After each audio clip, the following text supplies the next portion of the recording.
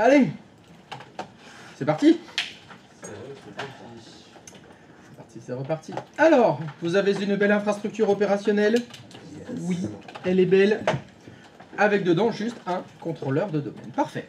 Alors, ce qu'on va commencer par faire, et vous allez le faire sur le contrôleur de domaine, vous allez autoriser les connexions bureau à distance dessus.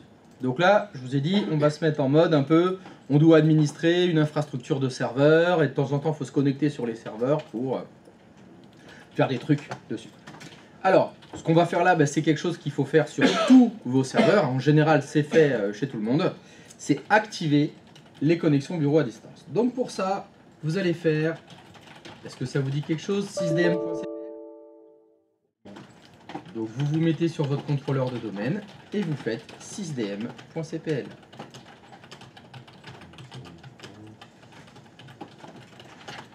Et question, est-ce que quand vous faites 6dm.cpl, vous avez un onglet qui s'appelle Utilisation à distance, dans lequel, dans la partie inférieure, vous avez quelque chose concernant le bureau à distance? Et il est dans quel état? Ne pas autoriser. Par défaut, sur un serveur fraîchement installé, vous n'avez pas le bureau à distance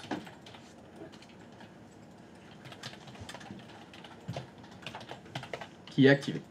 Par défaut, il n'est pas activé. Bien évidemment, si vous voulez activer, vous cliquez sur autoriser les connexions à distance à cet ordinateur.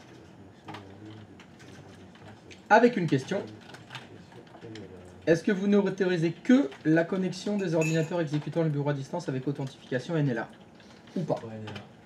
Alors c'est Network Level Access, NLA. La contrainte que vous allez avoir avec ça, c'est que si vous cochez n'autorisez que la connexion à distance autorisant le NLA, les anciens clients MSTSC ne pourront pas se connecter. Alors, moi je connais les clients version Microsoft. Donc je peux vous dire que si vous aviez des ordinateurs Windows XP, vous ne pourriez pas vous connecter à votre serveur. Bon, normalement vous avez des clients plus récents. Donc vous avez une version de MSTSC plus récente. Donc en environnement Microsoft, vous la cochez ou pas, ça ne changera rien. Vous pouvez la cocher pour un niveau de sécurité plus élevé. J'ai dit en environnement Microsoft. Dans l'exemple que je vous ai donné, quand je vous ai expliqué on peut se connecter en bureau à distance, les postes de travail, le système ça peut être Windows, mais je vous ai dit que ça pouvait être Linux. Ça peut être Mac, ça peut être Android, ça peut être iOS, ça peut être n'importe quoi d'autre. Et ce n'importe quoi d'autre, le client de connexion bureau à distance qu'il a, il a quelle version? Est-ce qu'il est compatible NLA ou pas? Ah, j'en ai pas la moindre idée. Donc, attention, si vous cochez cette case, vous allez augmenter le niveau de sécurité. Donc, monsieur sécurité, il va être très content. Mais peut-être que vous allez avoir des utilisateurs qui ont un Mac, qui se connectent en bureau à distance avec leur Mac, et il n'est pas compatible NLA. Donc, il ne pourra pas se connecter à votre serveur. Donc, attention. Pour la sécurité, oui, je coche cette case. Pour la praticité, non, je coche pas cette case. Donc, tout dépend qui commande chez vous. Est-ce que c'est le RSSI qui dit oui, on coche la case? Oui, mais vous comprenez, les Macs, ils peuvent pas se connecter. Qu'ils aillent bien se faire enculer, par exemple. Ils pourraient répondre ça. Oui, mais monsieur, le problème, c'est que c'est le directeur qui a un Mac. Ah. Bon, bah d'accord. Alors, on coche pas la case, comme ça, le directeur, il pourra se connecter. C'est vous qui voyez. Donc, voilà, j'ai pas de bonne réponse. Hein. La réponse est comme souvent, ça dépend. Et ça dépend. Ça dépend. Donc attention, parfois, je vous le dis, moi je préfère ne pas sécuriser et que ça fonctionne, et après je sécurise. Parce qu'il y a peut-être d'autres problèmes qui font que je ne pourrai pas me connecter. Donc dans un premier temps, moi je préfère ne pas la cocher, et quand vous aurez fini votre infrastructure et que tout fonctionnera bien, vous pourrez décider d'activer le NLA ou pas, et vous verrez si vos clients fonctionnent ou pas. D'accord? Petit bouton en dessous, sélectionner des utilisateurs. Si vous cliquez dessus, vous allez pouvoir autoriser des utilisateurs à se connecter en bureau à distance au serveur sur lequel vous êtes en train de l'activer. Si vous lisez bien ce qui est écrit, je crois que les membres du groupe administrateur, même s'ils n'apparaissent pas ici, ont ce droit-là. pouvez décider. Il faudra faire partie du groupe administrateur pour pouvoir se connecter, ou pas. C'est vous qui voyez. Donc ce qui est assez intéressant, c'est que là, vous pouvez donner des droits à des utilisateurs qui ne sont pas des administrateurs à se connecter en bureau à distance à un serveur.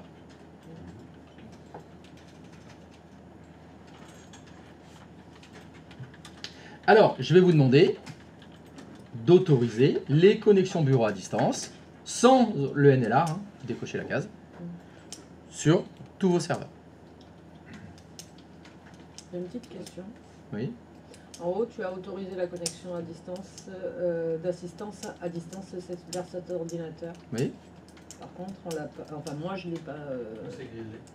Oui, c'est normal. Ok. C'était juste pour savoir. Et moi, je suis sur mon poste de travail là. Ouais, Je suis pas sur un serveur. C'est vrai que c'est pas sur les VM. Je suis pas dans une VM. Je peux me mettre dans Ok. une VM. Non, non, c'était bon.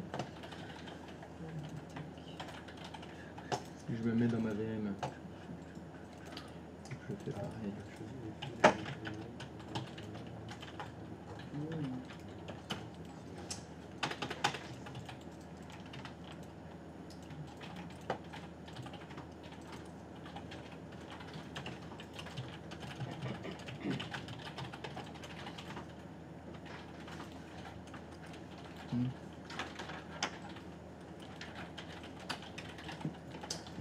Tac, utilisation à distance, voilà, autorisée et pas de.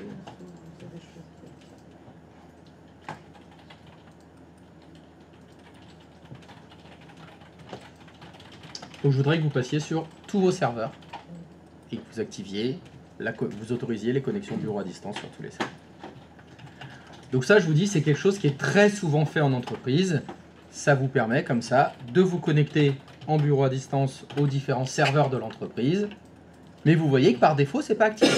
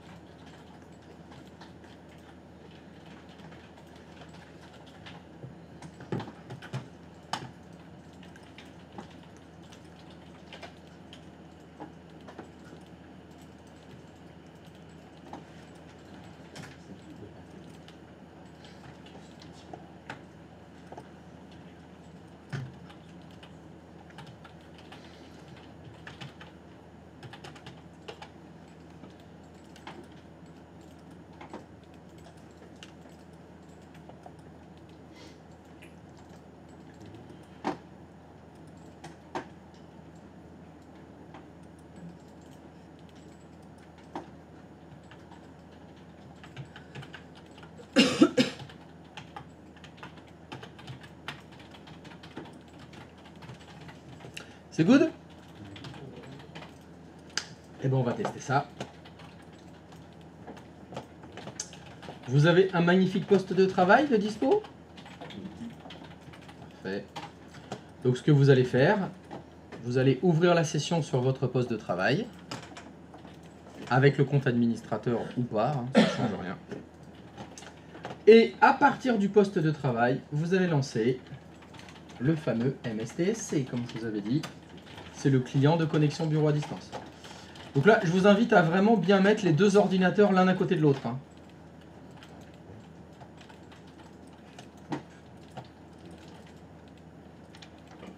Et vous allez voir que depuis le client, vous ouvrez connexion bureau à distance. Vous mettez ici quoi? L'adresse IP du serveur auquel vous voulez vous connecter. Alors, dans l'exercice qu'on va faire, je voudrais que depuis le poste de travail, vous vous connectiez au serveur 2. Donc vous êtes logué sur un poste de travail, vous lancez MSTSC. Dans le client connexion bureau à distance, vous mettez l'adresse IP du serveur 2.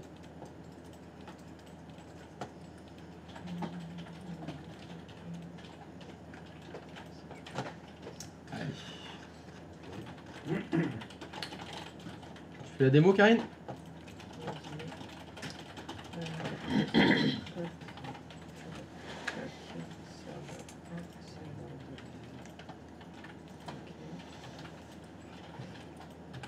Non, Karine, j'ai dit tu te mets sur le poste client. Ah, c'est le client.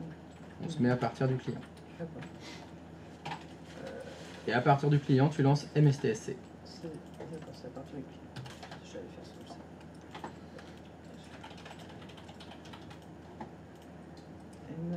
ça. MSTSC. C'est bon, c'est bon. MSTSC. Ok. Voilà. Et donc là, il faut que tu mettes l'adresse IP du serveur 2. Connexion. Et là, il vous demande une authentification. Alors, donc si vous avez activé les connexions bureau à distance sur le serveur 2, c'était écrit qu'il n'y a que les administrateurs qui peuvent le faire par défaut. Là, vous êtes obligé de mettre le compte administrateur. Vous n'avez pas le choix.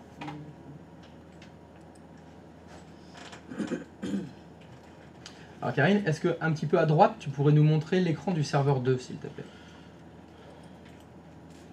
Non, la VM, le serveur 2, là. Il est derrière, là, ton serveur 2. Est-ce que tu peux le mettre un peu plus à droite? Et tu le veux sur. Ouais, non, je veux que tu laisses comme ça.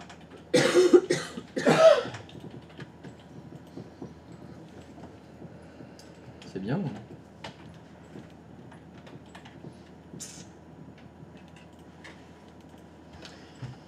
Vous avez une magnifique erreur de certificat. Enfin, plutôt un avertissement qui vous dit les certificats n'émettent. Si vous lisez ce qu'il y a écrit au niveau du petit triangle jaune, Certificat de sécurité. il y a écrit le certificat de sécurité n'émane pas d'une autorité de certification digne de confiance. Donc parmi les 4 erreurs de certificat, c'est laquelle, celle-là? On a vu ça la semaine dernière quand on La utilise. dernière, Il n'y a pas de. C'est laquelle des 4? Le nom exact. oui, ça Il y a écrit ça n'émane pas d'une autorité de certification digne de confiance. Et toi tu dis c'est la correspondance de nom. La provenance. La provenance, merci. Ça provient pas d'une PKI digne de confiance. C'est carrément la phrase. C'est écrit. Et oui, nous allons avoir besoin d'avoir des certificats si on veut faire justement du RDS avec de la qualité. Parce que malgré ce message-là, il y a écrit « Voulez-vous continuer ?» Tu réponds « Oui ». Tu réponds « Oui ». On va se connecter quand même. C'est-à-dire que c'est comme quand on a fait la semaine dernière les PKI avec le HTTPS, etc. Vous avez un message d'avertissement dans le navigateur, mais on peut faire poursuivre. On peut quand même afficher le site, même si il vous a prévenu « Attention, faites pas confiance là où vous allez ». Et là, c'est pareil. Il dit « Attention, on lui fait pas confiance, mais on peut quand même continuer ». Donc pour le moment, nous allons commencer avec ces messages d'avertissement. Je ne vous cache pas que nous allons bientôt installer une PKI, parce qu'il ne faut pas qu'on ait ces messages-là, évidemment. Hein, un petit peu de crédibilité. Oui, non, non, Karine, ne touche à rien. Okay. Du calme, justement, c'est ça que je voulais vous montrer. Depuis le poste de travail où vous vous êtes connecté en bureau à distance au serveur, qu'est-ce qui s'est passé sur le serveur? L'écran s'est affiché. Ça n'a pas déconnecté, non. Ça a verrouillé la session. C'est bien là que vous voyez, ce n'est en aucun cas une prise de main à distance. C'est bien de l'ouverture de session à distance. Depuis le poste de travail, vous avez ouvert la session sur le serveur. Donc si un être humain était devant le serveur et qui voit l'écran du serveur, Il ne voit pas la souris bouger, il ne voit pas les programmes se lancer, etc. Contrairement à la prise de main à distance. Hein, quand on utilisait quel outil pour la prise de main à distance? NIDESC par exemple, Logmin, etc. Bah, Brigitte, devant son poste, elle voit sa souris bouger. Alors que là, vous voyez rien du tout. Donc c'est pour ça que ce n'est pas du tout la même chose. Ce n'est pas du tout le même objectif. Quand vous faites du bureau à distance, vous ouvrez la session à distance. C'est comme si vous étiez physiquement devant la machine. Sauf qu'en fait, vous ne l'êtes pas. Vous êtes à distance. Donc faites attention, comme vous êtes connecté à distance, le menu démarrer que vous voyez, c'est celui du serveur 2. Hein.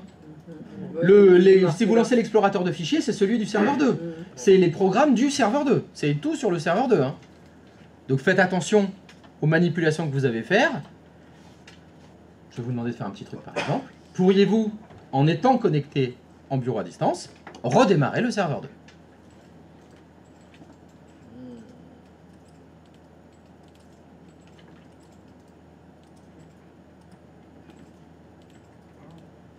Qu'est-ce que vous voyez? Si vous êtes connecté à la VM, bah la VM, on va voir arrêt du serveur, redémarrage du serveur. Il va redémarrer. Et bah, si tout va bien, ouais, si tout va bien, c'est le moment de faire la prière.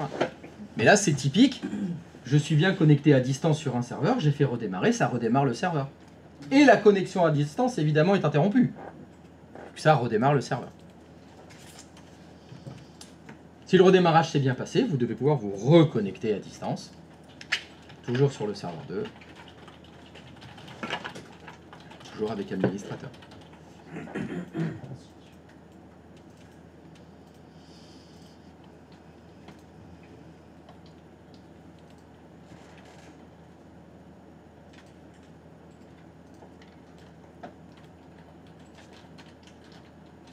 Donc c'est normal que ce soit lent, c'est l'avertissement à cause du certificat.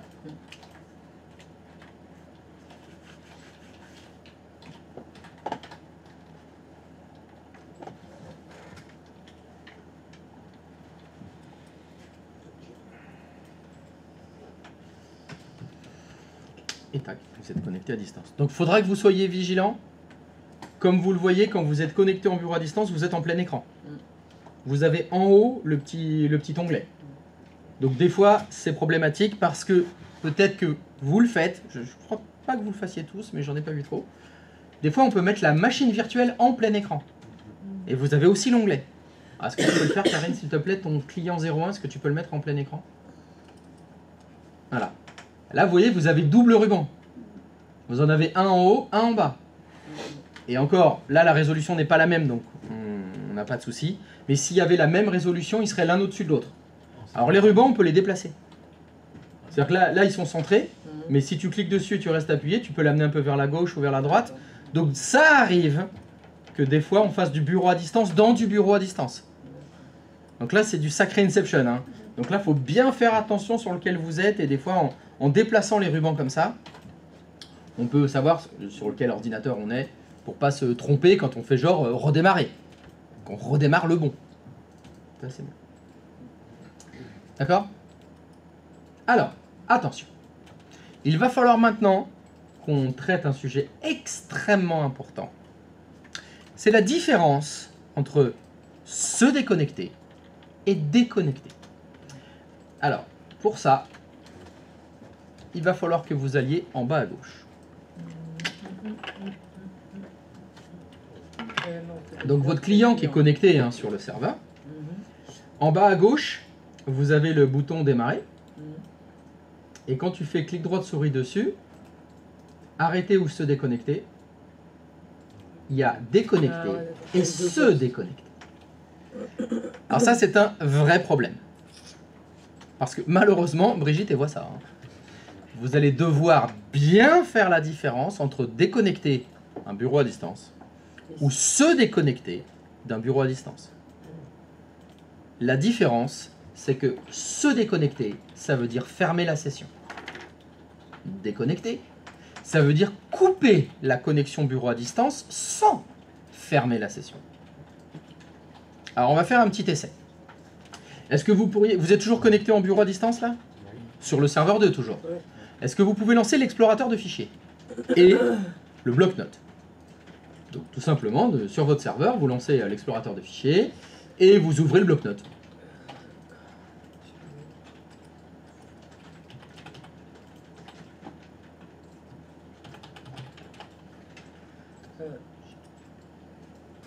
Oui, on peut, Steven.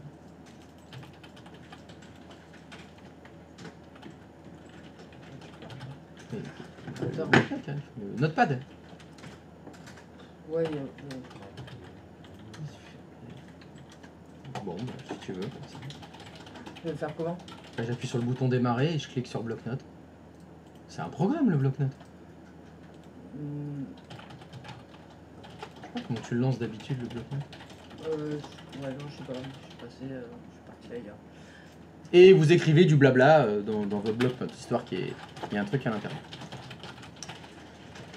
Vous allez choisir l'option déconnecter.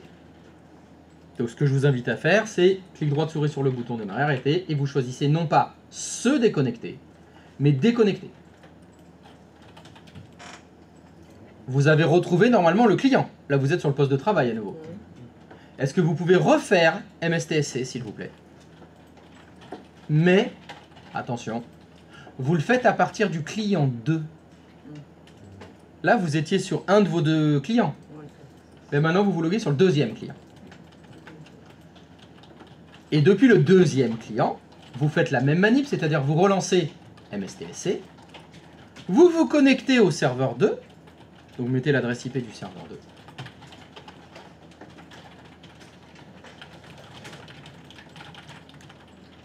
Bien sûr, vous vous authentifiez administrateur password, hein, comme vous faisiez sur le client 1. Là, c'est la même chose, mais à partir du client 2. Et vous allez voir que tous les programmes qui étaient ouverts sont toujours ouverts. En fait, vous n'avez jamais fermé la session. Quand vous faites déconnecter, ça coupe la connexion bureau à distance, mais ça ne ferme pas la session sur le poste sur lequel vous étiez connecté. Si vous aviez des programmes en cours, ils sont toujours en cours. Typiquement, vous étiez en train de faire un téléchargement, il n'est pas interrompu le téléchargement.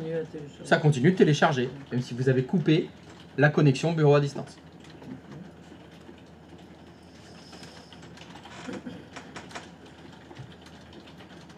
Et si je dis pas de bêtises, le document que vous aviez ouvert, vous ne l'avez pas sauvegardé. Normalement, il est toujours ouvert. Il n'a pas été fermé, Oui, il n'a pas été arrêté, perdu. On a arrêté le PC, on n'a pas déconnecté la session en fait. C'est ça. Ça continue de tourner sur le serveur 2. C'est comme si c'était juste verrouillé en fait. C'est comme si c'était verrouillé, oui, c'est ça. C'est comme si la session était verrouillée. Voilà, vous retrouvez exactement la session dans l'état dans lequel elle était quand vous étiez parti. Pour ceux qui utilisent le Web Access pour se connecter ici, c'est ça. C'est du bureau à distance. C'est ce que vous utilisez de chez vous pour vous connecter ici. Et on va faire une troisième chose. Est-ce que vous pouvez laisser la session comme elle est sur le client 02, là vous touchez plus au client 2. Et vous allez maintenant sur le serveur 2. Donc je voudrais que vous soyez, vous vous souvenez ce que c'est l'utilisateur interactif? C'est celui qui est devant le poste. Donc là, imaginez, vous êtes descendu dans la salle serveur. Vous êtes au 6e sous-sol, vous avez utilisé les clés, vous êtes rentré dans la salle. Vous ouvrez la session sur le serveur. Toujours avec le compte administrateur, c'est toujours le même compte. Et là, vous retrouvez la même session. Vous voyez, c'est tout le temps la même. En fait, il n'y a qu'une seule session, mais simplement, on s'y connecte soit, vous voyez bien, l'utilisateur interactif, c'est celui qui est devant le poste, soit vous vous connectez en bureau à distance depuis un poste qui est éloigné, n'importe où dans le réseau, etc.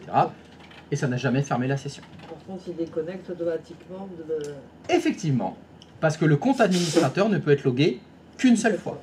Okay. Soit vous êtes connecté en bureau à distance, soit vous êtes connecté en utilisateur interactif. Avec un autre compte, on aurait pu être connecté sur les deux. Ah bah ça c'est le principe que je vous ai dit. On peut être logué à 25 sur un serveur. C'est le principe des utilisateurs multiples. C'est le deuxième mode, mais on l'a pas vu encore celui-là. C'est-à-dire avec un même compte utilisateur. Ah non, non, non, c'est des comptes différents. Oui, voilà. Parce que tu disais avec le compte administrateur. Je pensais que c'était que le compte administrateur. J'ai pas compris. Mais tu as dit avec le compte administrateur, on peut loguer qu'une seule fois en même temps. Oui. Mais du coup, avec un autre compte, c'est le cas aussi. Ah oui, oui, oui, tout à fait. Les comptes, ils peuvent être logués qu'une seule fois. Administrateur. Tout à fait, tout à fait, tout à fait. Oui, oui. Un utilisateur peut être logué qu'une seule fois. Alors, sur la même machine. Parce que c'est là où on se rend compte que on était connecté en bureau à distance sur le serveur 2 ou on était en utilisateur interactif sur le serveur 2. C'est sur une seule session à la fois. On est connecté avec le compte administrateur sur tous les serveurs là. Donc on voit bien qu'avec le même compte on peut faire. C'est ça. Ok. Ça marche? Vas-y. Très bien, donc là, vous pouvez bien évidemment retourner sur le client 02 qui s'est fait déconnecter. Normalement, bah, vous êtes fait jeter, c'est normal. Et vous pouvez vous reconnecter à nouveau au serveur 2. Vous allez retrouver encore une fois la même session. Parce qu'en fait, elle n'est jamais fermée, la session. Donc tous les programmes qui étaient en cours d'exécution sont toujours en cours d'exécution. Il n'y a rien qui a changé. Donc vous voyez, cette notion de se déconnecter et déconnecter, c'est pas la même chose. Là, vous n'avez fait que déconnexion. Vous avez fait que vous déconnecter. Vous n'avez jamais fait se déconnecter. C'est pour ça que la session n'a jamais été fermée. C'est pour ça que les programmes restent tout le temps ouverts. Alors c'est un côté pratique. Quand typiquement on fait ce genre de choses, on est en train de travailler sur un poste et puis finalement il faut qu'on continue mais on est à distance, bah on va à distance, on récupère sa session. C'est un côté très pratique. Dernière chose à connaître, la croix en haut à droite de l'onglet. Vous avez l'onglet en haut bleu, il y a une croix en haut à droite. Si vous cliquez sur la croix en haut à droite de l'onglet, l'onglet bleu, Karine, monte ta souris. Là, cette croix-là, ça fait déconnexion. D'ailleurs, si tu cliques dessus, il le dit. Si vous lisez la boîte de dialogue, ça vous dit vos sessions vont être déconnectées, les ordinateurs continueront à être exécutés, la déconnexion, voulez-vous reconnecter ultérieurement en retrouvant cette session. Donc là, oui, vous allez faire OK. La session n'est pas fermée. Oui, ça a juste déconnecté. C'est exactement la même chose que faire clic droit de souris, démarrer, arrêter et choisir déconnecter. Vous allez vous reconnecter encore. On fait que ça.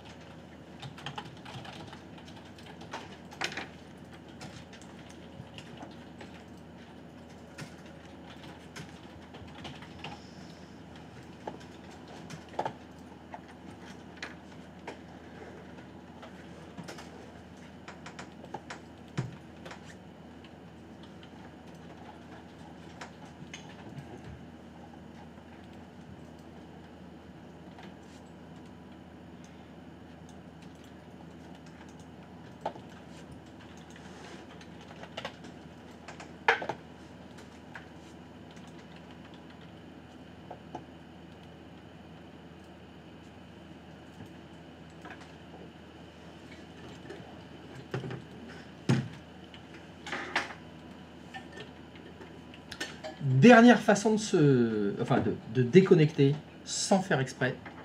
Dans le ruban, toujours le ruban bleu, vous voyez que c'est le bureau à distance, c'est comme un logiciel. C'est-à-dire que vous pouvez cliquer sur le petit bouton qui est à gauche de la croix.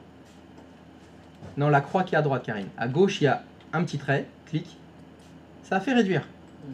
Là, vous retrouvez le bureau du poste de travail, normalement. Et donc là, vous pouvez repasser dans le bureau à distance ou revenir sur le bureau du poste de travail, etc. Alors, je vais vous demander de réduire le poste de travail. Qu'est-ce qui se passe si vous arrêtez le client? Imaginez, hein, c'est votre poste de travail, vous avez fini de travailler, vous l'éteignez. Ça va faire déconnecter. C'est la même chose que cliquer sur la croix. Ça ne va pas fermer la session bureau à distance. Elle sera juste déco. Donc des fois les gens le font sans faire exprès. C'est-à-dire qu'ils ont juste réduit leur bureau à distance et puis ils ont soit fermé leur session Windows, soit arrêté leur poste. Et ça n'a pas fermé la session à distance. Alors pourquoi je vous dis ça? Parce qu'il vaut mieux fermer les sessions à distance pour que ça libère les ressources. Je vous remontre le schéma.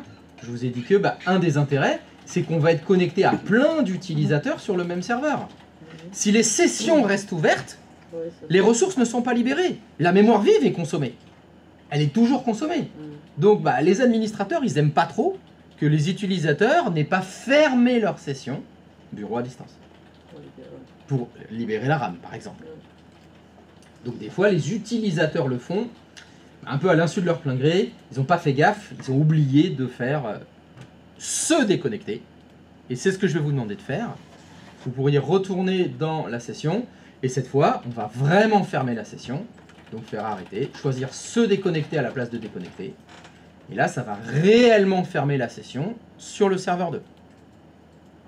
Et voilà, par exemple, il y avait un programme qui était ouvert, il y avait le bloc-notes qui n'était pas enregistré, et là le système vous dit, ça bloque la fermeture de session. Et si vous vous reloguez sur le serveur 2, et bien cette fois, il n'y a plus de bloc-notes, il n'y a plus d'explorateur, c'est une session toute neuve qui s'ouvre. Ça va être un vrai problème pour Brigitte, hein, parce que elle va vous dire, mais oui, j'ai fait me déconnecter. Non, vous avez bien fait se déconnecter et pas déconnecter. C'est dommage que les deux mots soient quasiment les mêmes. C'est dommage. Dans les versions précédentes, ça s'appelait fermer la session et se déconnecter. Donc ça a été très cocasse pour les gens qui font du bureau à distance depuis longtemps. Dans les versions précédentes, on choisissait bien se déconnecter. Mais aujourd'hui, c'est l'équivalent de l'ancien se déconnecter, c'est déconnecter. Et avant, c'était fermer la session. Et fermer la session est devenu se déconnecter. Je suis désolé. C'est vous qui allez être confronté à Brigitte. Vous n'avez pas fait se déconnecter. Mais si, j'ai fait déconnecter. Non, mais il fallait faire se déconnecter. Mais j'ai bien cliqué sur déconnecter. Non, Brigitte. Oh, putain. Je suis désolé. Mais c'est comme ça. Oui. Pour le coup, pour la gestion des ressources, il n'est pas possible, par exemple, de mettre en place une GPO qui va faire se déconnecter sur les machines au bout de, par exemple, 2 heures. Oui, bien sûr. Il y a un système, tout un système comme ça pour forcer la déconnexion après un certain délai d'inactivité, par exemple. Oui, on peut le faire. Mais tous les admins ne le font pas. Parce que tu l'as vu, quand on fait se déconnecter, ça peut fermer les programmes qui sont restés ouverts. Et on a déjà eu des soucis avec des bases de données mal déconnectées. Donc c'est un jeu à double tranchant. C'est Green, connecter ou se déconnecter? Alors, est-ce que vous pourriez retourner sur le serveur 2 et vous authentifier avec le compte administrateur du domaine? Vous l'avez vu? On a vu qu'on pouvait choisir des utilisateurs à qui on pouvait donner le droit de se connecter en bureau à distance. Je vais vous demander, s'il vous plaît, sur le serveur 2, à donner à un de vos utilisateurs le droit de se connecter en bureau à distance. Donc je vous rappelle comment on avait fait. Il faut que vous refassiez sysdm.cpl. Dans l'onglet utilisation à distance, là où vous avez activé le bureau à distance, il y a un bouton sélectionner des utilisateurs. Bon voilà, vous allez ajouter. J'en ai marre. Ah, vous avez créé plusieurs utilisateurs normalement, donc vous en avez un. Donc je sais pas qui vous avez ajouté.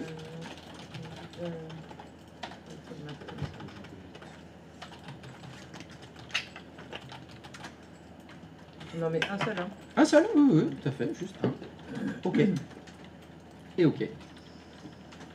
Ce que vous allez faire maintenant, vous allez vous connecter sur un poste de travail avec le compte. Bon, bah dans l'exemple ici, c'est à l'improviste. Vous vous connectez avec à l'improviste sur un client. Vous lancez MSTSC avec à l'improviste. Vous vous connectez en bureau à distance au serveur 2. Et vous vous authentifiez avec à l'improviste. Et à l'improviste va avoir le droit de se connecter en bureau à distance sur le serveur 2.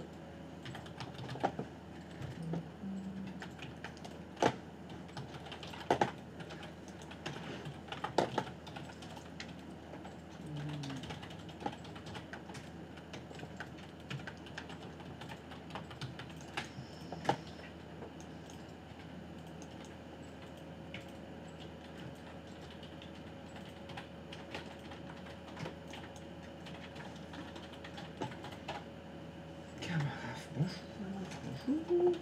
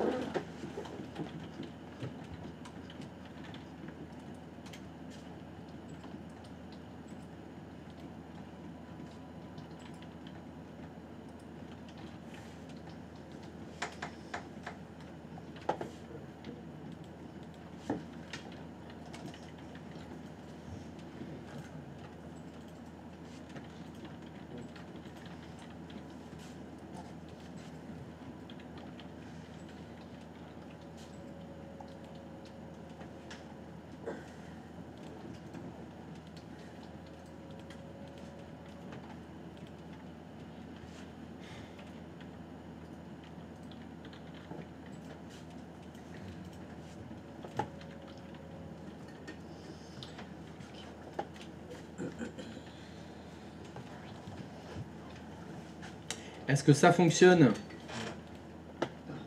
Ah oui, la session, ça passe. Pardon? Ça n'a pas déjà payé le serveur 2 en même temps. C'est là où on a fait. C'est normal. Parce que c'est pas le même compte utilisateur. Sur le serveur 2, vous vous êtes connecté avec... Ça m'agace, j'en ai marre, enfin, avec Jean. Or, si vous avez une session ouverte sur le serveur 2, c'était peut-être administrateur. Ça n'a pas verrouillé la session administrateur, c'est normal, c'est pas le même compte. Séguine. Alors, il faut que vous sachiez que vous avez le droit de vous connecter en bureau à distance sur un serveur avec 2 sessions concomitantes. Le mot concomitante, est-ce que quelqu'un ne sait pas ce que ça veut dire? Non, je sais pas ce que ça veut dire. Ça veut dire en même temps, en parallèle. C'est concomitant, ça arrive au même moment. D'ailleurs, c'est le cas. Vous êtes connecté avec le compte administrateur et vous êtes connecté en bureau à distance avec un utilisateur. On va tenter la folie. Est-ce que sur le serveur 2, vous pouvez ajouter un deuxième utilisateur qui aura le droit de se connecter en bureau à distance? Oui. Même manip, hein, Oui, vous oui. refaites sysdm.cpl. Si, t'avais plusieurs possibles. Non, hop. Vous avez ajouté un utilisateur à l'improviste, bah vous en ajoutez un deuxième.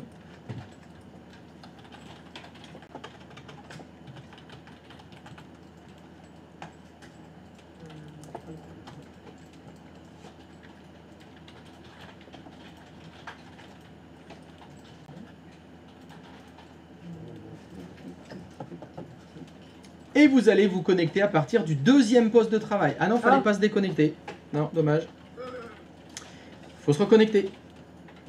Donc sur un client, vous êtes connecté avec un utilisateur qui est connecté en bureau à distance au serveur 2. Et bien sur votre autre client, vous allez vous loguer avec votre deuxième utilisateur. Et vous allez aussi essayer de vous connecter au serveur 2. Normalement, vous aurez un message qui vous empêche de le faire.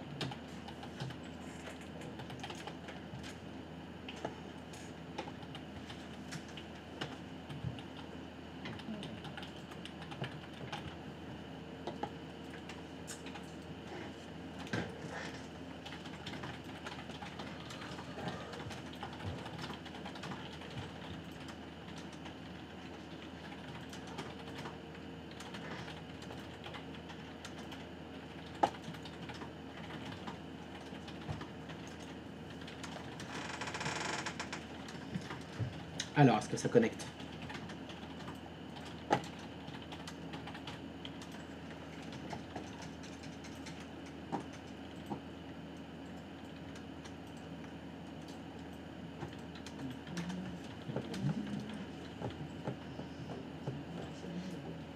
Oui, ça fonctionne. Sacré dodo.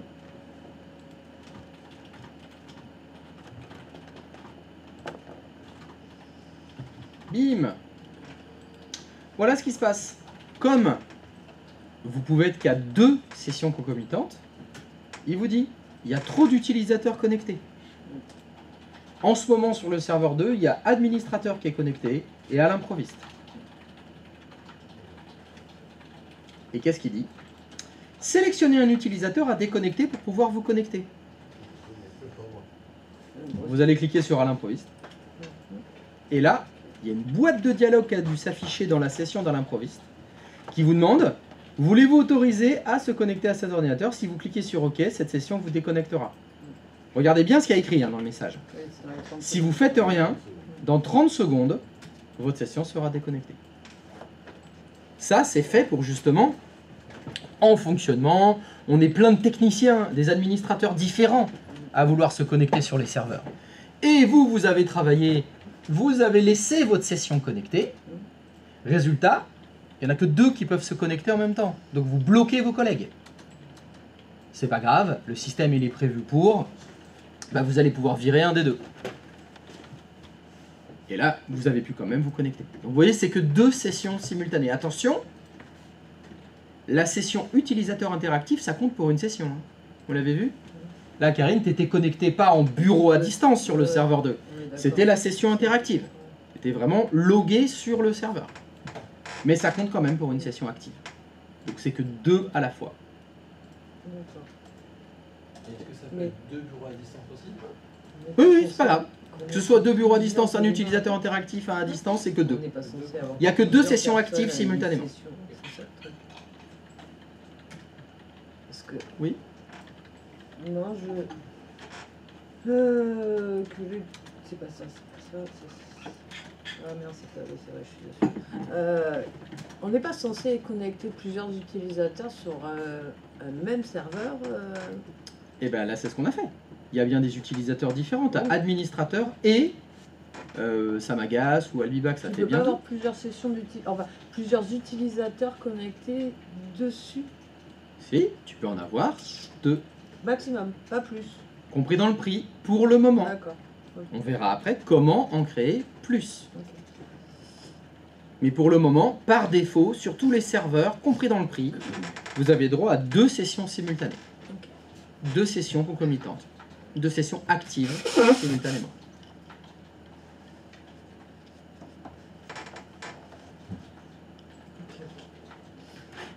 C'est ce genre de message où ça vous dit il y a trop de gens connectés sur les serveurs, c'est le quotidien. C'est le quotidien. Parce que les collègues, justement, ils font pas comme ils auraient dû faire, se déconnecter. Ils étaient connectés en bureau à distance, ils ont fini de faire ce qu'ils avaient à faire, ils devraient faire, clic droit de souris, se déconnecter. Et comme c'est des grosses feignasses, qu'est-ce qu'ils font? Ils font la croix. Ils utilisent la petite croix et ça fait juste déconnecter, et pas se déconnecter. Wesh de fouder, caray.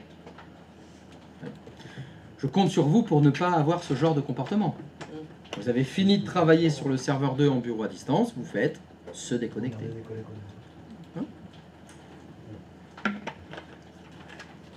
N'est-ce pas? Ouais, surtout toi là, je t'ai à l'œil. Ouais, c'est ça, c'est ça. Il est pas là, Dodo. Il est pas là pour veiller sur toi. D'ailleurs, il n'y a pas eu un seul jeu de mots ce matin. Pas un calembour, que dalle. Ouais. Tu as perdu ta muse?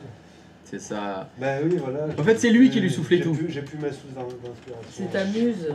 Non, c'est dommage. Ok? Donc, c'est très souvent fait sur les serveurs, mais aussi sur les postes de travail. Je vais vous demander sur vos postes de travail d'activer les connexions bureau à distance. Donc, il faut ouvrir la session sur un client et faire comme vous avez fait sur les serveurs, c'est-à-dire 6dm.cpl. Sur les clients, client 1 ou client 2, Oui, il faut faire 6dm.cpl. Attention Karine, tu n'es pas sur le client 2 là, tu es connecté en bureau à distance sur le serveur 2. Non, là tu es encore en train de te connecter en bureau à distance. J'ai dit qu'il fallait faire 6dm.cpl.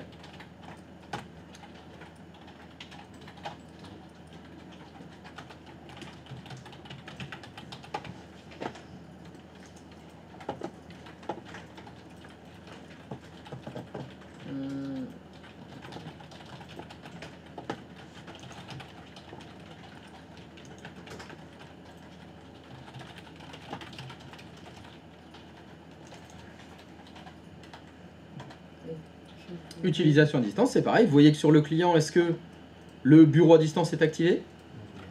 Non. Bah, pour l'activer, il faut cliquer sur autoriser. Comme je vous l'ai dit, on ne sécurise pas d'abord. On décoche la case. Et vous pouvez sélectionner des utilisateurs, comme vous l'avez fait sur le serveur 2. Et bien sûr, qui c'est que vous allez ajouter? Eh ben, vos 2 utilisateurs qui avaient le droit de se connecter au serveur 2. Vous allez donner à ces 2 utilisateurs le droit de se connecter sur le client 2. Donc là, vous refaites la même manipulation que vous avez fait sur le serveur 2. Vous le faites sur le client 2. Ou le client 1, enfin peu importe sur quel client vous êtes. Sur les 2 clients. Non, non, un seul. Un seul. Faites que sur un seul. Donc là, normalement, vos 2 comptes utilisateurs ont le droit de se connecter en bureau à distance au client. Vous leur avez donné ce droit-là. Et bien, on va le tester. C'est-à-dire, à partir de l'autre client, vous vous connectez en bureau à distance au client. Alors là, dans l'exemple, Karine, elle a fait sur le client 2. Ça veut dire que Karine, il faut se mettre sur le client 1 et se connecter en bureau à distance sur le client 2. Attention, Karine, regarde bien. Là, tu es connecté en bureau à distance. Là, c'est ta session bureau à distance qui est en plein écran. Il faut être très vigilant quand vous faites le bureau à distance. Hein. Regardez bien le haut des écrans. Regardez bien les onglets. S'il y a l'onglet bleu, c'est que vous êtes connecté en bureau à distance. Donc là, pour Dodo, par exemple, qui est chez lui, il est peut-être connecté en bureau à distance sur sa machine qui est ici, et il fait du bureau à distance dans le bureau à distance. Lui, il est déjà en Inception niveau 2. Hein. Ouais, c'est ça, Karine. Et il faut mettre l'adresse du client 2. Attends.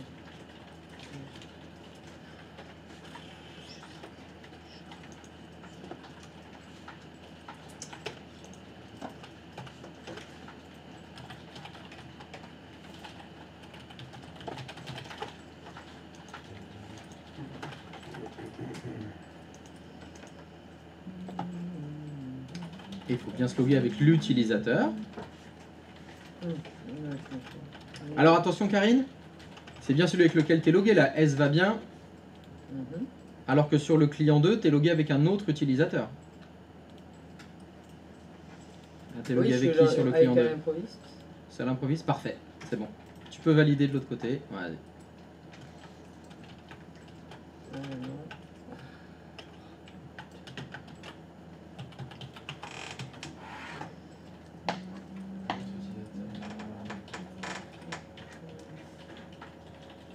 laisse comme ça.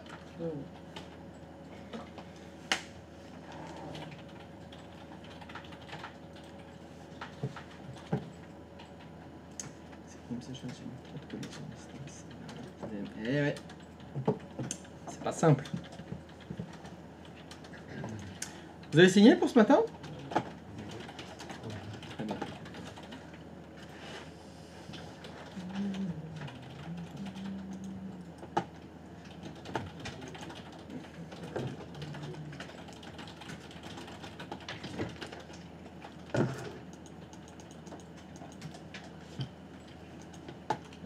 Bim. Un autre utilisateur est actuellement connecté. Si vous continuez, il sera déconnecté. Mais voulez-vous quand même continuer? Oh bah oui. Et vous avez le même message. La différence entre les clients et les serveurs, c'est que sur le client, c'est une seule session simultanée. Alors que sur le serveur, vous venez de le faire, vous pouvez être connecté à 2. Les clients, c'est mono-session. Donc là, exactement comme tout à l'heure, si au bout de 30 secondes, l'utilisateur connecté n'a pas répondu, ça va le déconnecter.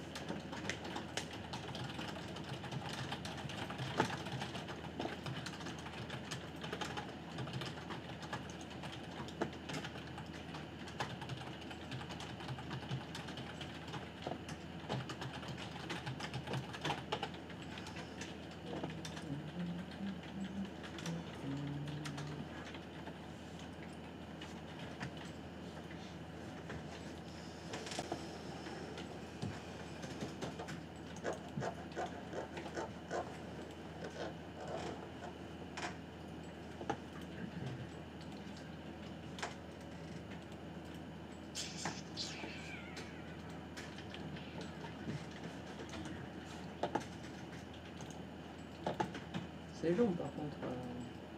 C'est normal, c'est le temps qu'il le déconnecte. Tac, ça y est. Et voilà. Donc là, encore une fois, faites bien attention à Inception. Hein. Vous êtes sur le... Là, dans l'exemple, on est logué sur le client 1, mais on est connecté en bureau à distance au client 2. Alors, ce que je vous fais faire là, c'est-à-dire un utilisateur se connecte en bureau à distance à un poste de travail, depuis le Covid, c'est énormément utilisé dans les entreprises. C'est pour faciliter le télétravail. Vous imaginez, Brigitte, elle a son poste fixe, hein. Elle a son PC de travail au travail, sur lequel il y a tous ses logiciels, sa compta, Word, Excel, elle a tout dessus. Mais il faut qu'elle puisse travailler de chez elle. Mais qu'est-ce que font les entreprises? Ils font premièrement un VPN. Donc l'ordinateur de Brigitte chez elle, il est connecté en VPN à l'entreprise. Deuxièmement, elle se connecte en bureau à distance depuis chez elle au PC qui est au bureau. C'est ce que vous faites. Hein. C'est exactement ce que vous faites quand vous vous connectez chez vous au PC qui est ici. Ben, c'est la même chose, mais à grande échelle. Et ça permet le télétravail. Ça permet que Brigitte, son PC, il faut juste qu'elle le laisse allumer avant de partir. Et de chez elle, VPN plus bureau à distance, elle se connecte au PC du travail. Donc ça, c'est très répandu. Pour justement permettre la continuité. Les gens qui sont 3 jours en entreprise, 2 jours en télétravail, ben, ils ont le même poste. Ils ont le même environnement de travail, c'est juste qu'ils sont connectés à distance. Et ça fait que, bah, quel que soit l'ordinateur qu'ils ont chez eux, leur PC perso, bah, c'est pas grave. VPN, connexion bureau à distance, c'est fini. On peut tout faire comme ça. Ils peuvent continuer de travailler. Donc ça fait beaucoup. Mais évidemment, mono-session, un seul utilisateur à la fois. Si vous regardez le client 2, il est verrouillé là. Et bien évidemment, si sur le client 2, vous réouvrez la session, ça va déconnecter le bureau à distance. Ce qui permet donc, si Brigitte, elle a oublié de faire se déconnecter chez elle, c'est pas grave, quand elle arrive le lendemain au travail, elle ouvre sa session, elle récupère ses fichiers, son environnement de travail, il n'y a rien qu'à changer. Donc ça c'est beaucoup fait dans les entreprises, mais donc, 2 serveurs, sur les serveurs c'est 2 sessions simultanées, sur les postes de travail c'est une seule session simultanée. C'est green? Fonctionnaire test? Là, ça roule. Des questions? Très bien. Donc, est-ce que vous pouvez bien déconnecter la session bureau à distance qui a été mise? Donc, bien faire se déconnecter. Ne pas déconnecter, comme ça la ferme complètement. Parfait. Alors, je voudrais qu'on détaille un peu plus MSTSC maintenant. Donc, est-ce que vous pourriez relancer MSTSC, s'il vous plaît, sur le client, là où vous vous trouvez? Vous faites MSTSC, mais vous ne cliquez pas sur connecter. On va aller voir les options de MSTSC. En bas à gauche, il y a affiché les options. Donc, on peut faire plein de choses dans MSTSC, pas juste se connecter. Ça permet de faire plus de choses. Alors, un truc très pratique, vous avez des boutons pour enregistrer en bas de votre session. Donc, par exemple, on va garder celle-là, hein, parce que tu peux cliquer sur enregistrer sous. Mets-le, allez, sur le bureau, je sais bien que ça travaille comme ça. Tu mets sur le bureau. Sur le bureau.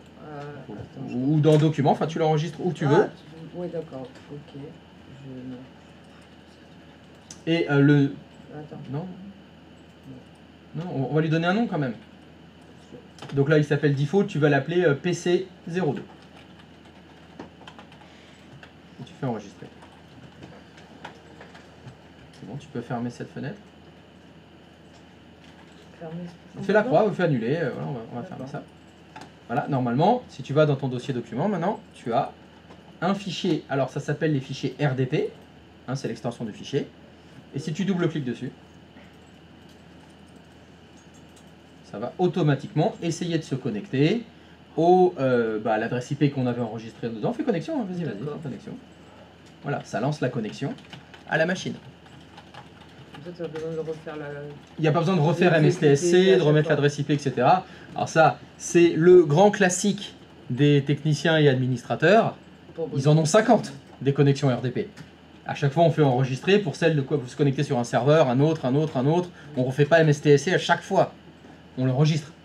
Comme ça, on a juste à double-cliquer et hop, c'est parti. En plus, vous avez vu qu'il y a des cases à cocher pour enregistrer les informations d'identification. Donc bon, bah, ça peut enregistrer en plus votre login. On gagne encore plus du temps. Donc c'est bon, je peux faire se déconnecter. Donc ça c'est assez pratique. C'est une nouvelle extension de fichier à connaître. Hein. Donc quand on parle des fichiers RDP, ça veut dire quoi? RDP, c'est Remote Desktop Protocol. Se déconnecter ou déconnecter? Se déconnecter. On travaille proprement. Faut toujours se déconnecter. D'accord? D'ailleurs, vous voyez hein, le type de fichier, il y a bien écrit connexion bureau. C'est connexion bureau à distance. Ça, un grand classique. Brigitte a besoin de se connecter à distance. Vous lui envoyez un email avec une pièce jointe. Vous mettez le fichier RDP dans la pièce jointe. Comme ça, hop, elle l'exécute et hop, ça la connecte directement. Elle aura juste à mettre son mot de passe. Il y a Dorian qui dit que ça marche pas chez lui. Ça marche pas chez moi. Bah, oui, ça marche pas. C'est normal, ça n'a pas de jambes. Alors, bah, chère communauté, quand il dit ça marche pas chez moi, de quoi parle-t-il? Tu parles quoi? Ah, aucune idée, on n'en sait rien. Enfin, ça, c'est, je sais pas, est-ce que tu as essayé de le redémarrer? Lui mettre des jambes, change les piles. Rajoute des toits. Je sais pas trop.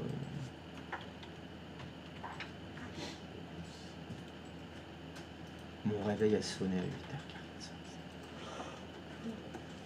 C'est pas un week-end. Hein. Ouais, c'est ça, il allait au Hellfest ce week-end en fait. Il a fait la bamboche pendant 2 jours au taquet. Et il y est encore d'ailleurs. Il est en train de ranger, il plie la tente. Il paraît que c'est un gros truc le Hellfest. Hein. Ouais, la bière aussi. Au niveau de la bière, ça y va aussi. Oui. On le connaît le dodo, hein. Pas le dernier hein, sur la choupe. Donc très bien, donc en attendant qu'on sache ce qui marche pas chez lui, Karen, est-ce que tu peux refaire MSTSC s'il te plaît?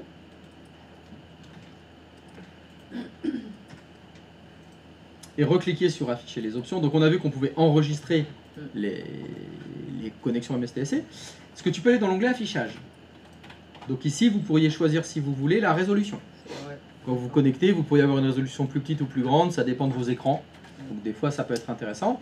Pareil pour le nombre de couleurs. Alors non, par exemple, un truc très intéressant en dessous, utiliser tous les moniteurs pour la session à distance. Donc ça c'est très pratique si on est dans ce cas de figure là. Vous avez sur l'ordinateur physiquement 2 écrans. Et quand vous vous connectez à distance, vous avez aussi 2 écrans chez vous.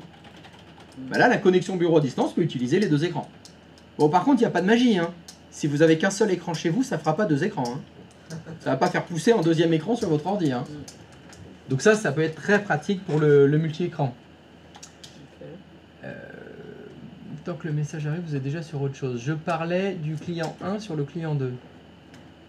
Bah, voilà, est-ce que tu as autorisé la connexion bureau à distance sur le client 2? Et est-ce que tu t'es connecté depuis le client? Donc, vous pouvez donc choisir la résolution, la gestion multi-écran. Et alors, oui, je voulais vous montrer ça aussi. Par défaut, c'est pas coché utiliser tous les moniteurs. Donc les gens qui ont l'habitude du double écran, ils vont dire mais je comprends pas, il détecte pas mes doubles écrans. Bah si, il peut le détecter, mais c'est pas coché. Donc il faut penser à cocher la case.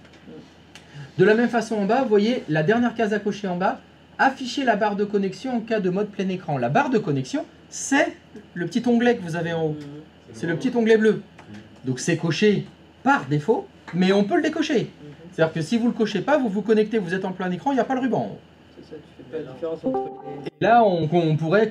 Vous voyez, la dernière case à cocher en bas, afficher la barre de connexion. Qu'est-ce qui se passe là? Tu sais qui est... Et non, oh, push to talk, mec. Hein. Et puis, faut mettre le casque. Ah ouais, ça marche. Ça marche, mais non, ça marche pas, ça n'a pas de jambes. Ça fonctionne. Ouais, mais il y a un gros décalage en fait. Moi, j'en suis qu'à là encore, sur YouTube. Ah ouais. On est que là. Ah ouais, c'est en éclat, alors que nous, on est ici. Ouais, c'est ça. Ouais, ça me met... le bureau à distance ne peut pas se connecter à l'ordinateur pour l'une des raisons suivantes. Pourtant, j'ai bien rentré mes utilisateurs du domaine, Jean Yoda et Jean Vador. Justin est à côté, il peut voir mon ordinateur bouger, mon écran. Et en fait, ça me met, peut-être que tu pourras te connecter à un moment donné sur mon écran, mais ça me met l'accès à distance au serveur n'est pas activé. Alors que je comprends pas, c'est activé. On peut voir ton écran. Mais comment ça se fait? Ah, mais toi, tu n'utilises pas le web access, toi, tu utilises. Continue. Ok. Ah, je suis sur une. Ah, mais je peux même te dépanner en direct. Bah, fais OK. Ouais, c'est ça, ouais. OK. Dans le Tu vois, message. je fais OK. Ok, donc tu te connectes à 568.5.1. Ok, est-ce que tu peux aller sur ton client 2, s'il te plaît, ipconfig? Oui. Oui.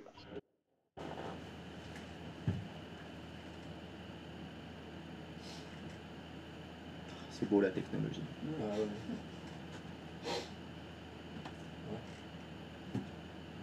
ouais.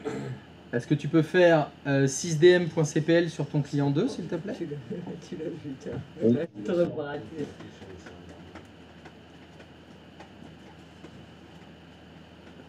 Est-ce que tu peux aller dans l'onglet utilisation à distance? Eh ben non, tu n'as pas activé et tu n'as pas autorisé la connexion bureau à distance sur le client 2. Non, tu ne l'as pas fait. OK. Ah, mais c'est pas parce que Merci. tu les as ajoutés que tu l'as activé, hein, c'est pas pareil. Je l'avais pas activé sur le client 2. OK, merci, j'avais pas fait attention. Par contre, ce qui est très étonnant, c'est que quand tu as fait sélectionner les utilisateurs, ils sont déjà dedans et c'était pas activé. Comment il a fait ça? Il est activé, il y a un- En tant qu'administrateur, Non, ça n'a aucun rapport. ça n'a rien à voir? Bah, je sais pas, quand tu fermes les boîtes de dialogue, tu utilises quel bouton? Là, OK. Je clique sur OK. Ah, vas-y, clique sur OK. Ouais, clique sur OK. Et refais 6dm.cpl, s'il te plaît.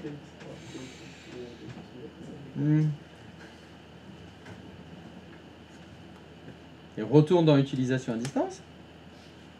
Ah bah là, c'est bien resté. T'es sûr que tu n'utilises pas la croix pour fermer les boîtes de dialogue? Non, non, je pense réellement que je l'avais pas paramétré le client 2 pour ça.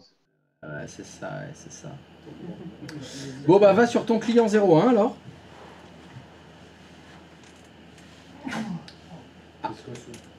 Ah, t'es souris. Jean Vador.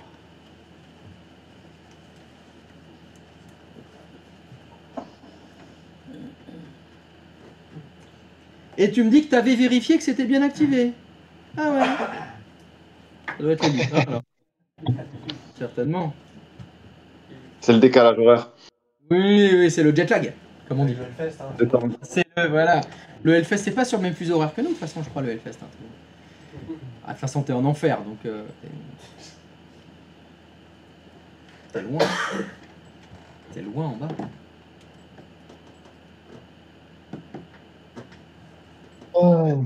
Bon, déjà, ça a mis le message, donc c'est bon signe. OK, super. Et voilà, c'est normal. Super. Et ouais, ça me le met là. Génial.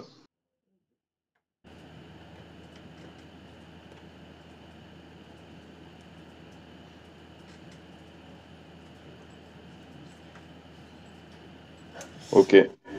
Parfait.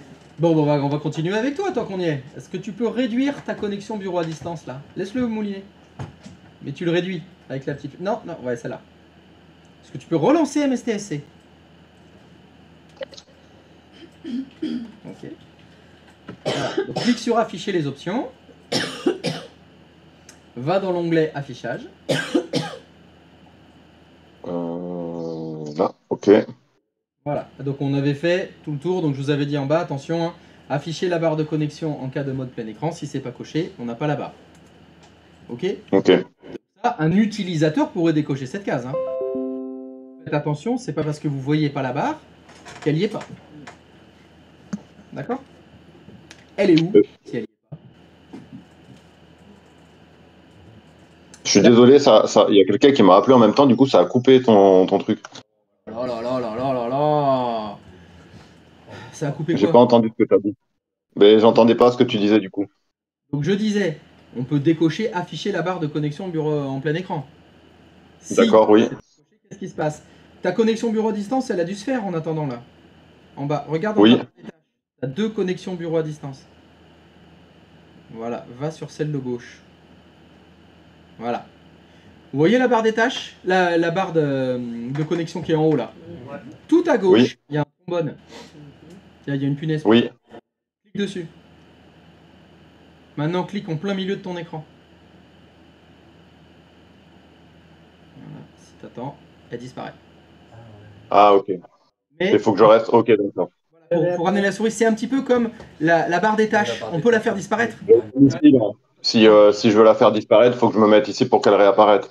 Voilà, pour la barre des tâches. Mais donc pour Ouais. cette barre de connexion, hein, comme il l'appelle, il faut remonter la souris tout en haut, et là, elle va réapparaître. Ah, tu peux le faire. Donc vous voyez, elle peut disparaître dans deux cas de figure, soit comme il vient de faire, en cliquant sur la punaise. Optimiser le fond d'écran. Alors évidemment, si on reclique sur la punaise, elle va rester en permanence.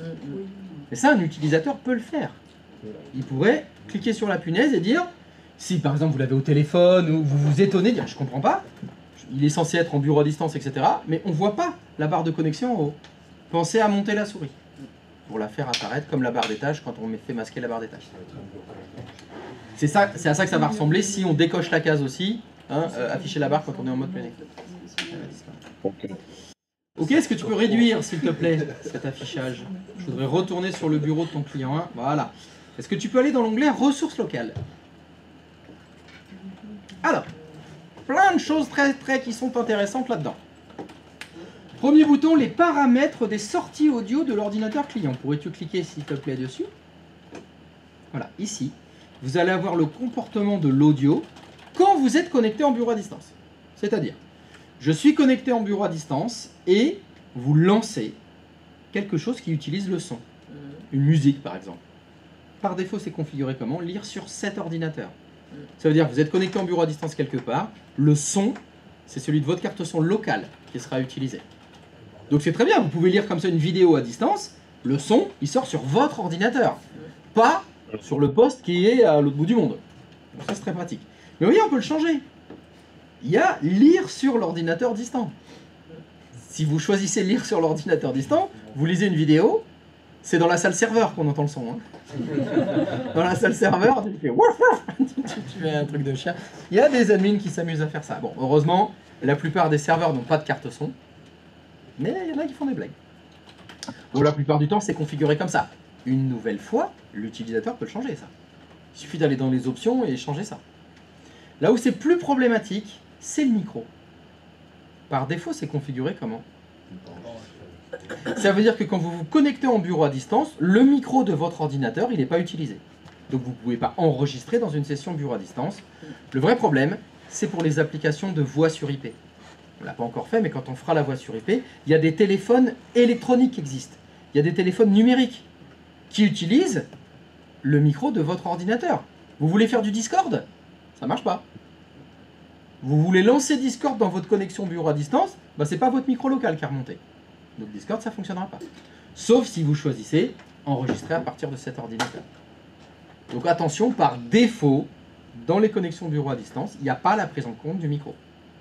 Il faut venir modifier pour enregistrer à partir de cet ordinateur pour que ça remonte dans la session bureau à distance. Artung. Ok. Allez, paramètres suivants. Est-ce que tu peux faire OK, s'il te plaît? Voilà. En dessous, vous avez appliquer les combinaisons de touches Windows.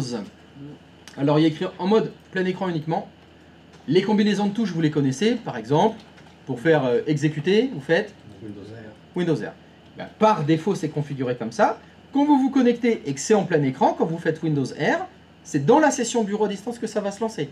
Quand vous faites Windows E, c'est l'explorateur dans la session bureau à distance qui va se lancer. Comme si c'était votre session locale en fait. Encore une fois, on peut le changer.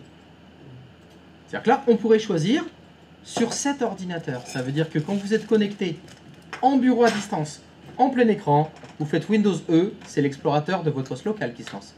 Pas celui qui est dans la connexion bureau à distance. Ça, c'est la misère. À dépanner, celui-là, il est très compliqué. Il est très compliqué parce qu'on ne comprend pas. Il y a un explorateur qui se lance, oui, mais c'est pas le bon. C'est pas celui qui est dans la VM, dans la session bureau à distance. Pardon. Donc attention à ça.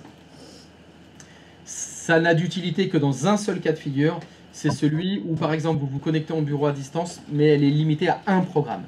La connexion bureau à distance ne sert que pour la compta. Donc en fait, on n'a jamais à lancer l'explorateur dans le logiciel de compta. On n'a jamais à faire exécuter. Voilà, donc c'est des cas extrêmement rares, mais ça peut exister. Donc laissez en mode plein écran, évidemment, c'est ça qui va nous intéresser. Et en dessous, vous avez les ressources locales. Alors ça aussi, c'est très intéressant. Vous voyez ce qui est coché par défaut? C'est imprimante et presse-papier. Ça veut dire que quand vous avez une imprimante locale de connecter. Typiquement, allez, vous avez votre imprimante USB. Brigitte est à la maison. Elle a son imprimante locale. Quand elle se connecte en connexion bureau à distance, son imprimante locale va apparaître dans la session bureau à distance. Donc quand elle sera en session bureau à distance, quand elle fait imprimer, c'est son imprimante locale qu'elle voit. Et donc elle peut imprimer chez elle, alors qu'elle est connectée en bureau à distance. Ça, c'est bien ça. C'est pratique. C'est la même chose pour le presse-papier. Le copier-coller fonctionne entre la session bureau à distance et la session locale. Donc on peut faire du copier-coller. Faites attention, ce copier-coller va être limité à la mémoire de l'ordinateur. Parce que quand vous faites copier-coller, c'est dans la mémoire vive que ça charge le copier. Si votre ordinateur il a 4 Go de RAM, vous voulez faire copier-coller d'un ISO qui fait 10 Go, ça passe pas. Donc attention, il y a des limites quand même au copier-coller, en particulier si vous, administrateur technicien, vous voulez envoyer un ISO sur un serveur par exemple, je comprends pas, le copier-coller ça marche pas. Ouais, l'ISO il fait 15 Go, votre ordinateur il a que 8 Go de RAM, ça marche pas, ça pourra pas passer. Donc attention à ces petites limites du copier-coller. Mais pour pallier à ces limites, il y a le petit bouton autre. Et ça c'est extrêmement pratique, parce que vous allez pouvoir connecter comme ressource locale les lecteurs. Est-ce que tu pourrais cliquer sur le petit plus qui est à gauche de lecteur? Les disques locaux seront connectés automatiquement dans l'explorateur de fichiers de la session bureau à distance. Ça fera comme un lecteur partagé. Comme un lecteur partagé, exactement comme un lecteur réseau. Alors c'est ce que je vais vous demander de faire. Est-ce que vous pouvez cocher ces 2 points et faire OK. Et on va faire... Alors, il se connecte à qui là Je voudrais que ça se connecte au serveur 2. Pardon. Est-ce que tu peux retourner dans l'onglet général, s'il te plaît? C'est le serveur 2 ça, 5.2? Oui. Parfait. Fais connexion. Oui. Allez, on se connecte. Pas administrateur, non, non, non, non, non, non, non, c'est interne. Quoique même si administrateur, ça peut le faire aussi, je m'en fous. Non, ça a plus d'importance. Ça. Oui, administrateur. C'était surtout de remonter les lecteurs qui m'intéressait. Hein. Ou l'utilisateur avec lequel vous êtes connecté, hein, c'est pas grave. Hein. Ça n'a pas d'importance. On va juste se connecter en ayant coché ces 2 points. Donc ça veut dire que là, le C2 points du poste de travail, parce que là vous partez de client 01 hein, ou 02, enfin peu importe, va se retrouver comme un lecteur réseau dans l'explorateur de fichiers du serveur 2. Ça veut dire que vous pourrez accéder aux fichiers qui sont dans le client 01 à partir du serveur 02. Et là, le copier-coller, il n'y aura plus de problème de limite.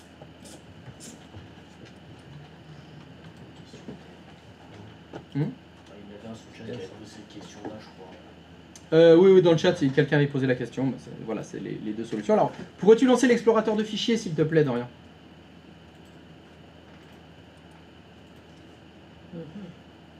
Et quand tu vas dans ce PC, voilà, il y a un lecteur en plus, il y a le C2 points du client 01. Double-clique dessus, hein, vas-y Dorian, va dans le C2 points du client 01. Voilà, ça fait-moi un nouveau dossier à la racine, là. Là où tu fais PSG. Non, j'ai dit qu'il s'appelait PSG. Je sais, il y a du jet lag, machin, j'entends rien, je suis encore au Hellfest, voilà. Et là, sans rien faire, est-ce que tu peux réduire le bureau à distance là? Et si on va sur le... Ok. Comment ça? Ah oui, mais on le voit, parce qu'on le voit pas là. Ah, mais t'as décoché la case. C'est pas grave. Non, non, t'étais sur client 01 là. T'as décoché la case qui fait apparaître la barre. Fais se déconnecter. C'est pas grave. Est-ce que tu peux faire se déconnecter? Va dans l'explorateur de fichiers du client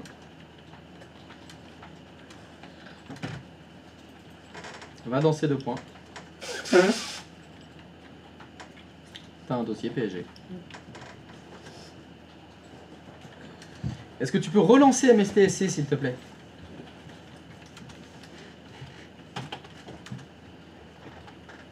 Recliquez dans afficher les options. Non, non, non, non, non, afficher les options. Ok.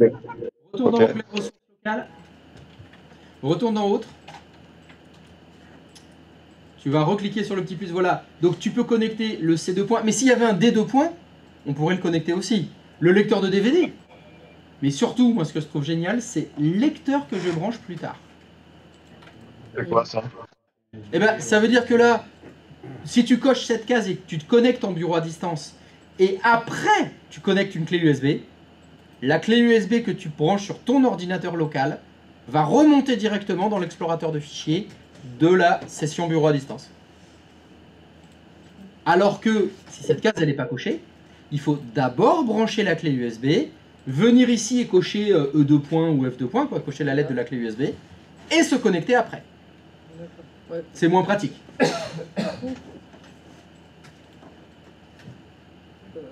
Oui. Lecteur C, là, le disque C qu'on vient de recocher. Celui du serveur qu'on avait activé. Parce que là, je comprends pas pourquoi il n'était pas activé. C'est parce là, on est sur le client et tout à l'heure, on avait activé celui du serveur. Je comprends pas ce que tu dis. Au niveau du lecteur, au niveau du disque local, là, quand on a fermé, on a déconnecté, qu'on a reconnecté, enfin, on n'a pas reconnecté. On s'est pas reconnecté encore. Voilà, on est juste dans le paramétrage. Oui. Mais ce que je veux dire, c'est que là, il n'était pas coché. Si, c'était coché. Enfin, moi, il était pas décoché, il n'était pas recouché. Ah bon? Si tu veux, quand j'ai ouvert, Attends, il était j'arrive. comme ça. Euh, Toi aussi? Ouais, moi aussi, il est décoché. Ouais, alors qu'on vient de le faire et qu'on avait constaté que ben voilà, le fichier il est là. alors, je regarde. Alors, Karine, Vas-y, je- dis-moi, attends. Hop. voilà. Mais je vois que ta connexion bureau à distance, tu en as plusieurs d'ouvertes. J'en ai qu'une. Voilà, celle de gauche là. Voilà. Celle-là, elle est connectée à quoi? Au serveur 2? Ouais, mais c'est parce que tu l'as pas fermée, celle-là. Ah, il fallait. C'est comme si. Alors, c'est parce que celle-là, elle est lancée et connectée. Ouais. Et quand tu as refait MSTSC, c'est comme si c'était une nouvelle connexion. Alors que Dodo, c'est pas ça qu'il a fait. Hein. Il s'est déconnecté et il l'a relancé après. Là, je croyais que tu avais demandé de la refaire. De réduire. Oui, Il mais aurait il a décoché la case, ce qui fait qu'on voit plus l'onglet, lui. Ok.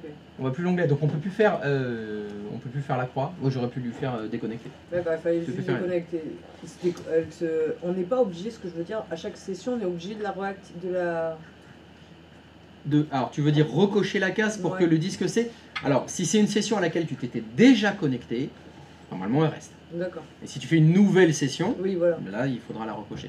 D'où l'intérêt du petit bouton enregistrer. Mhm. Si c'est quelque chose que tu as l'habitude de faire, souvent j'ai besoin de mes ressources locales, Mhm.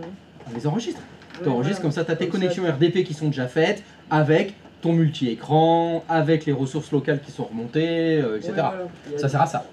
Ça Ouais, sert à ça. Mais effectivement, par défaut, sur une nouvelle connexion, elle est pas. Oui, voilà, il faut la recouper. Elle est. Voilà. Et ça fonctionne bien. Oui. En termes de sécurité, bon, c'est pas limite ça, parce que si par exemple un utilisateur met son disque local sur le serveur, Oui. enfin plutôt sur son poste, il Mhm. n'y aura pas un risque qu'il y ait Bien un sûr que si. virus infecte. Ah bah il y a un énorme risque avec les virus. Parce que si effectivement l'ordinateur de Brigitte à la maison, il est complètement infecté parce que Kevin le fiston, il passe son temps à aller sur des sites olé olé un peu bizarres, là c'est comme si tu avais pris le disque de Brigitte et tu l'as connecté à ton poste. Pire encore, il est connecté à un serveur. Donc oui, ça a un côté très pratique, mais c'est très dangereux. Il y a des administrateurs qui la désactivent cette fonctionnalité. Ils disent non, les lecteurs locaux, le presse-papier, tout ça c'est désactivé. On ne peut pas se connecter au serveur avec ces options-là. Pour la sécurité, c'est évidemment mieux, bien vu. C'est effectivement un gros risque. Mais c'est très pratique. Qu'est-ce qu'on choisit? Alors, d'abord ça fonctionne, après on sécurise.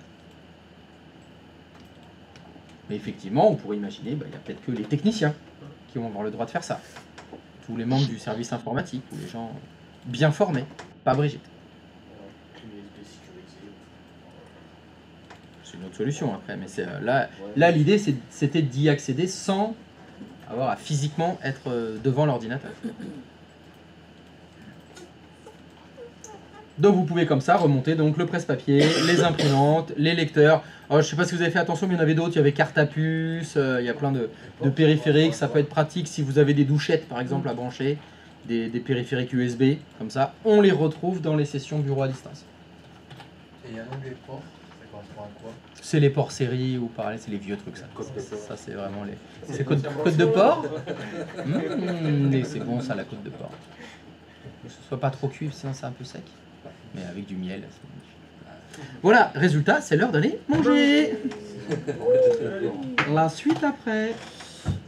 Bon appétit. Ouais, toi t'es déjà à table en fait, là on l'entend, il est en train de faire griller les côtelettes de porc. Le pire, c'est que je suis dans ma cuisine déjà sur la table en plus. Et...